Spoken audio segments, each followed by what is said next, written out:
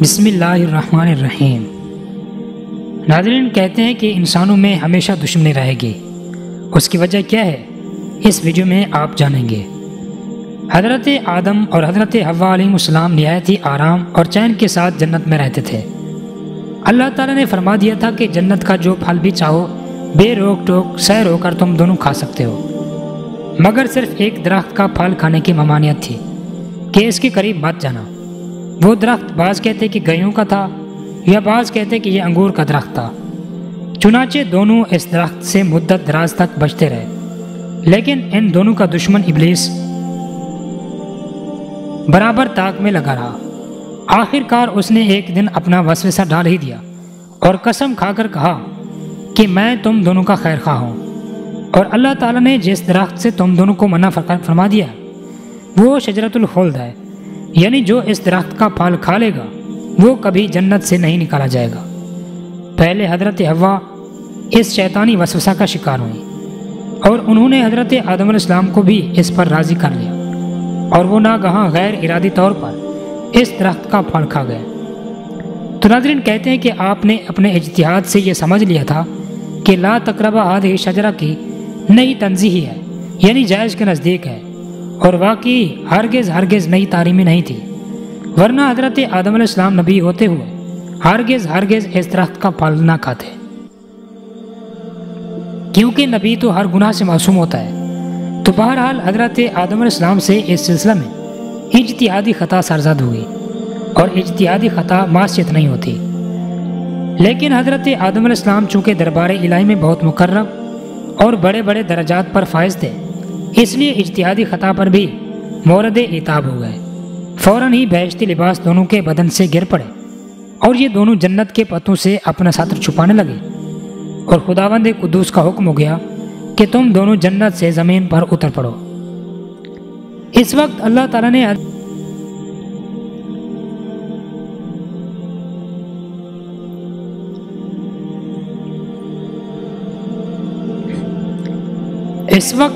نے حضرت آدم علیہ السلام سے دو خاص باتیں ارشاد فرمائی، یعنی وہ خاص باتیں تھیں۔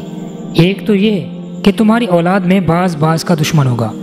اور ہمیشہ آپس میں انسانوں کی دشمنی چلتی رہے گی۔ دوسری یہ کہ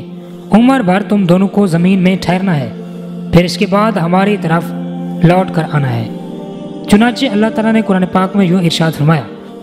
کہ تو شیطان نے ان دونوں آدم و حوا کو جنت سے لغزش دی، اور جہاں رہتے تھے وہاں سے ان دونوں کو الگ کر دیا، اور ہم نے فرما دیا کہ نیچے اترو، آپس میں ایک تمہارا دشمن دوسرے کا دشمن ہوگا، اور تمہیں ایک وقت تک زمین میں ٹھہرنا اور فائدہ اٹھانا ہے۔ تو ناظرین، اس سے درس ہدایت یہ ہے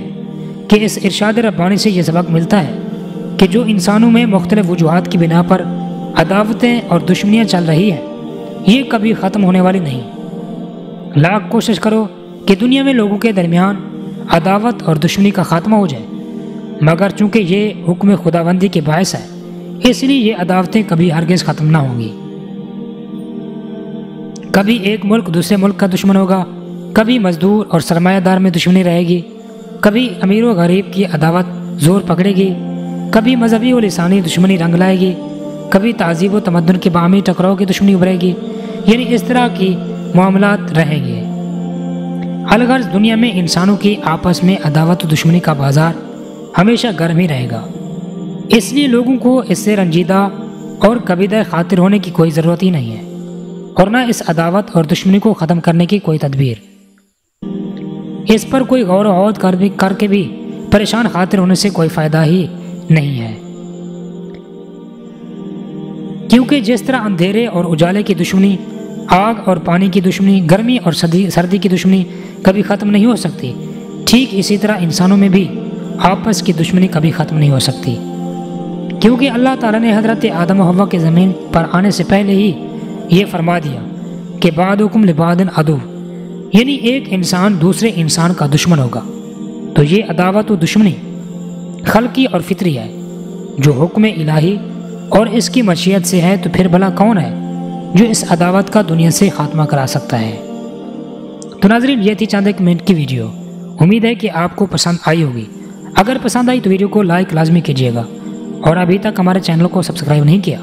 تو مہربانی کر کے ہمارے چینل کو سبسکرائب کر دیں اور ساتھ میں بیل کے آئیکن کو بھی پریس کر دیں تاکہ ہماری ہر نئی آنے والی اس طرح کی معلومات و ویڈیوز آپ تک جلد از جلد پہنچ سکیں۔ تب تک کے لیے اللہ حافظ۔